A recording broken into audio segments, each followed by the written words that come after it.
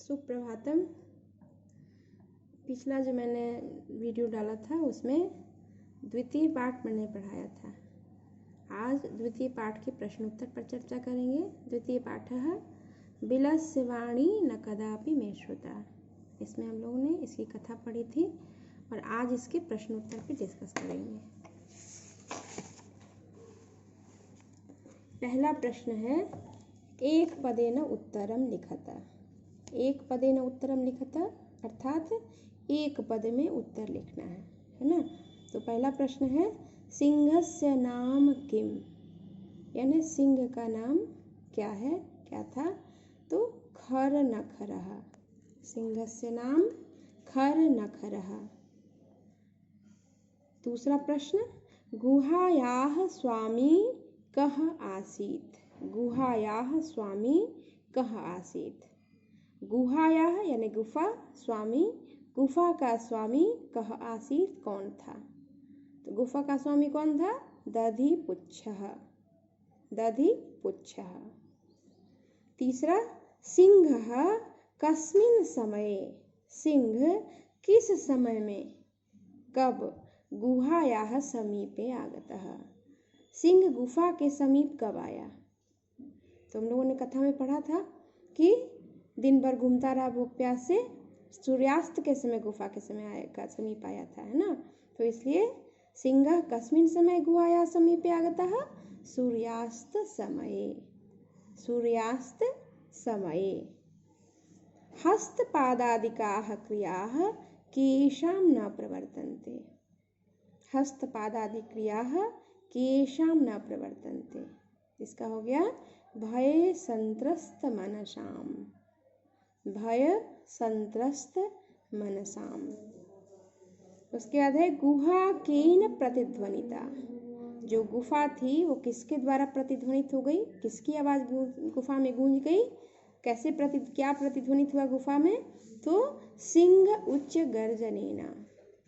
गुहा केन प्रतिध्वनिता, तो सिंह उच्च गर्जनेन प्रतिध्वनिता। इसलिए इसका गुहा केन प्रतिध्वनिता, उत्तर हो गया सिंह उच्च गर्जनेन प्रतिध्वनिता, है ना। इसके बाद दूसरा प्रश्न है पूर्ण वाक्येन उत्तरता।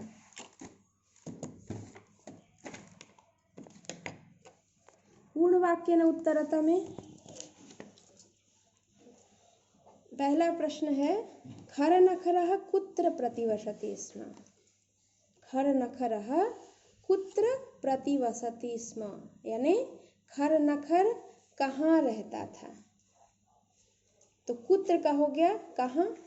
तो आप लिखेंगे प्रश्न जो है खर नखरः कुत्र की जगह कर देंगे कस्मिंश्चित् वने, किसी वन में। अब फिर प्रतिवसति स्म जो है वैसे ही रख देंगे, है ना। यानी पहले प्रश्न में आपको सिर्फ कुत्र को परिवर्तित करना है। कुत्र की जगह हो जाएगा कस्मिंश्चित् वने। उसके बाद खर नखरः कस्मिंश्चित् वने प्रतिवसति स्म, है ना। फिर दूसरा प्रश्न है महतीं गुहां दृष्ट्वा सिंहः किम अचिन्तयत्। महतीं गुहां दृष्ट्वा सिंहः किम अचिन्तयत्। बड़ी सी गुफा देख करके सिंह ने क्या सोचा, है ना। तो महतीं गुहां दृष्ट्वा, ये जो प्रश्न का वही रह जाएगा। सिंहः किम अचिन्तयत्, क्या सोचा। तो लिखेंगे अचिन्तयत्, सोचा। नूनं निश्चय ही एतस्यां गुहायां, इस गुफा में, रात्रौ रात में, कोऽपि जीवः, कोई जीव आगच्छति। सिंह ने सोचा कि निश्चय ही इस गुफा में रात में कोई जीव आएगा। अतः इसलिए अत्रैव निगूढ़ो भूत्वा, इसलिए यहीं पर मैं छुप करके तिष्ठामि इति। सोचा कि यह गुफा है तो जरूर कोई ना कोई रात में जहाँ जरूर आएगा, इसलिए अतः इसलिए अत्रैव निगूढ़ो भूत्वा तिष्ठामि इति, इसलिए मैं यहीं पर छुप करके बैठ जाता हूँ। क्योंकि दिन भर तो बाहर घूम के देख लिया, कुछ भी नहीं मिला, तो सोचा कि अब इस गुफा में ही छुप कर बैठते हैं, रात में जो आएगा तो फिर मुझे भोजन मिल जाएगा, है ना। तो ये दूसरा हो गया। अब तीसरा है श्रृगालः किम अचिंतयत्। श्रृगालः किम अचिंतयत् तो है श्रृगालः अचिंतयत्। जब सियार आया और देखा कि अरे सिंह के पैरों के निशान है उसकी गुफा में, जो उसका घर था, गुफा ही उसका घर था ना, तो गुफा में देखा कि सिंह के पैरों के निशान जाने के तो हैं, आने के नहीं हैं।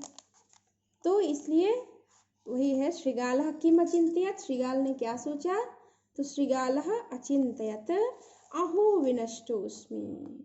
उसने सोचा रे मैं तो मारा गया।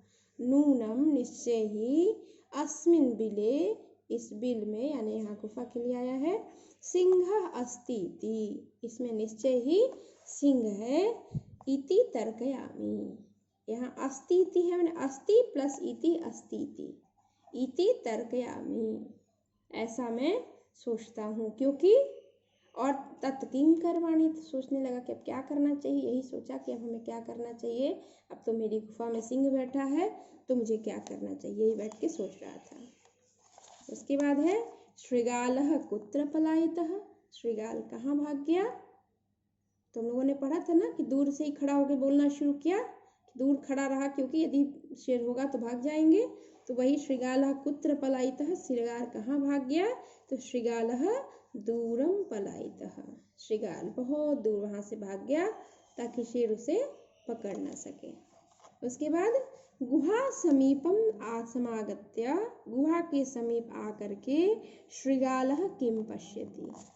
श्रृगाल जो है जब गुफा के समीप आया तो किम पश्यति, क्या देखता है, तो गुहा समीपम आगत्य, गुफा के समीप आकर के श्रृगालः पश्यति, श्रृगाल देखता है कि सिंह पद्म पद्धति, सिंह के पैरों के निशान गुहायाम प्रविष्टा दृश्यते।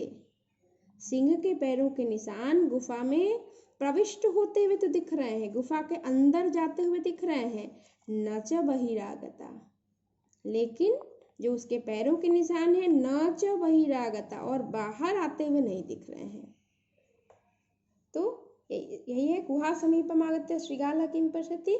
जब गुफा के समीप श्रृगाल आया तो क्या देखा, तो गुफा के समीप आकर के सियार ने देखा कि श्रृगाल पश्यति सिंह पद्म पद्धति गुहायाम प्रविष्टा दृश्यते न च बहिरागता। सिंह के पैरों के निशान अंदर जाते हुए दिख रहे हैं, बाहर आते हुए नहीं दिख रहे हैं। उसके बाद एक और है कह शोभते, कौन शोभित होता है, तो अनागतम यह कुरुते सशोभते। अनागतम यह कुरुते सशोभते, यानी कौन शोभित होता है, कौन सुखी रहता है, तो जो समस्या नहीं आई है उसके पहले ही उन समस्याओं के बारे में विचार विमर्श कर लेता है, उसका समाधान ढूंढ लेता है, वही सुखी रहता है, वही शोभित होता है। कहा भी गया है अग्रसोची सदा सुखी। जो व्यक्ति या जो छात्र को भी कह सकते हैं, स्टूडेंट के लिए, आप लोग के लिए भी है। आप यदि पहले से परीक्षा के लिए सोच समझ के पढ़ के रेडी रहेंगे तो आप परीक्षा में परेशानी नहीं होगी। जब पूरे साल बैठे रहेंगे तो फिर दिक्कत होगी, परीक्षा के समय एक दिन में नहीं पढ़ सकते। तो जो भविष्य की समस्याओं के बारे में पहले से सोच करके उसका समाधान ढूंढ के बैठता है तो वह शोभित होता है। इसके बाद है प्रश्न निर्माण। तो प्रश्न निर्माण में मैंने बताया था कि जितना जो भी अंडरलाइन वर्ड है वही परिवर्तित होता है, बाकी पूरा वाक्य ज्यों का त्यों रह जाता है। तो पहला है क्षुधार्थ सिंह कुत्रापि आहारम न प्राप्तवान। जो क्षुधार्थ सिंह, भूख से जो व्याकुल सिंह था, वो कहीं भी आहार प्राप्त नहीं कर पाया, है ना। तो यहाँ पे अंडरलाइन वर्ड क्या है, क्षुधार्थ है। तो इसके लिए मैंने बताया था कि जो अंडरलाइन वर्ड है उसका देखेंगे मूल शब्द क्या है, कौन सी विभक्ति है, कौन सा वचन है, कौन सा लिंग है, और जिस विभक्ति वचन में होगा और जिस लिंग में होगा, यदि पुल्लिंग में होगा तो कह का रूप उस विभक्ति वचन में, और यदि स्त्रीलिंग होगा तो का उस विभक्ति लिंग वचन में कर देंगे। तो यहाँ एक क्षुधार्थ है, तो क्षुधार्थ में है प्रथमा एक वचन है, तो यहाँ कह भी हो सकता है,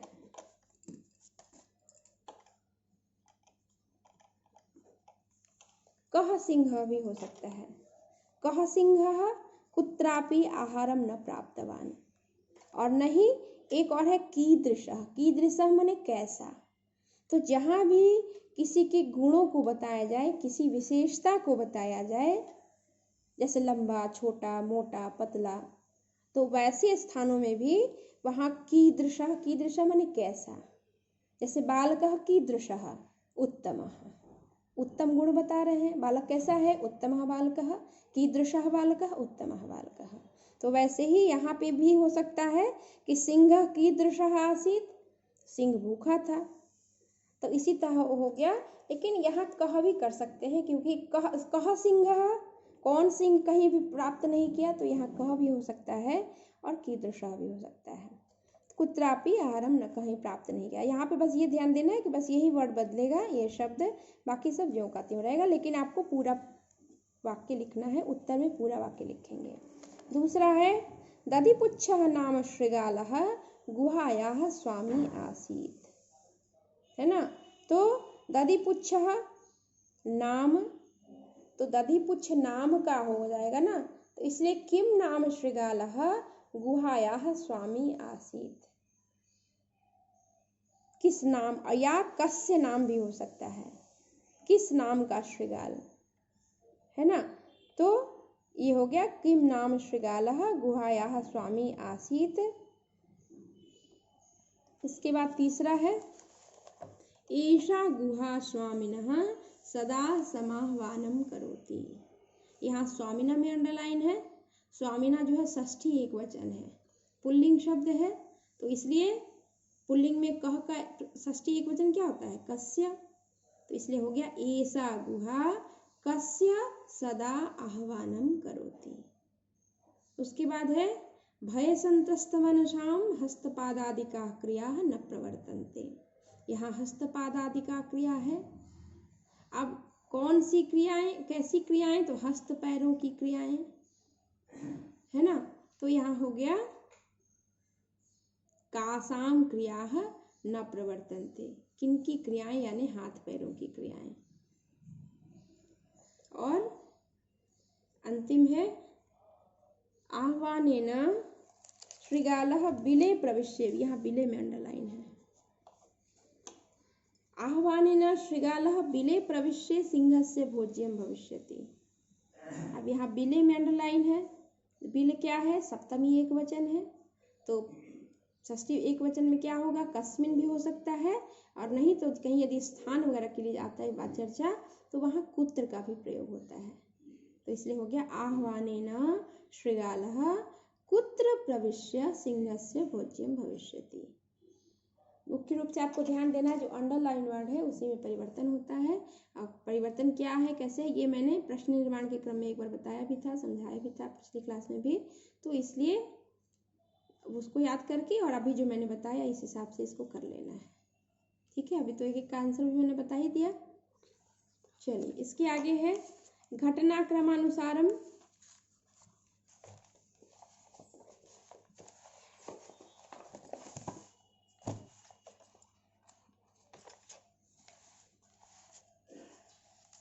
घटनाक्रमानुसार में है कि कौन सी घटना पहले हुई, कौन सी बाद में हुई, तो ये तो आप कथा जानते ही हैं, तो ये तो इसमें आप स्वयं कर सकते हैं, है ना, इसमें मुझे मेरी आवश्यकता नहीं है। और अब उसके आगे देखिए, इसमें है एका महतीम गुहाम दृष्ट्वा स, इसमें है कि इस वाक्य में कितने विशेषण हैं, उनकी संख्या भी देनी है और वह पद भी लिखना है कि एक बड़ी गुफा देख करके उसने सोचा। तो इसमें संख्या विशेषता कितनी है, कति विशेषण पदानि, विशेषण पदानि दो है, एकाम और महतीम, तो लिख देंगे दो विशेषण, दो है विशेषण पदानि, और कौन कौन से हैं, तो नंबर 1 एकाम, नंबर 2 महतीम। दूसरा है तदहम अस्य आह्वानं करोमि, अत्र अहम इति पदमैकस्मै प्रयुक्तम। इसमें अहम पद किसके लिए आया है, तो सिंह ने कहा था ना कि मैं इसको बुलाता हूँ, तो इसलिए सिंह है और कस्मै है, इसलिए चतुर्थी लग जाएगा, इसलिए हो जाएगा सिंहाय।